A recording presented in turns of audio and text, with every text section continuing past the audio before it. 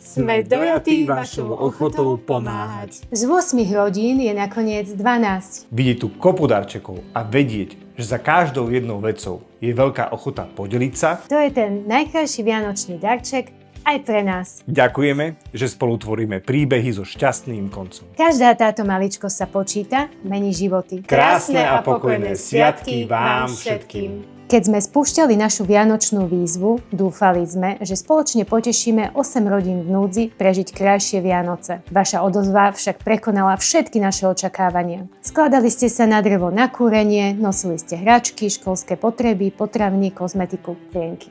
Bože, čo prvá rodina, už mám slzy na kraji.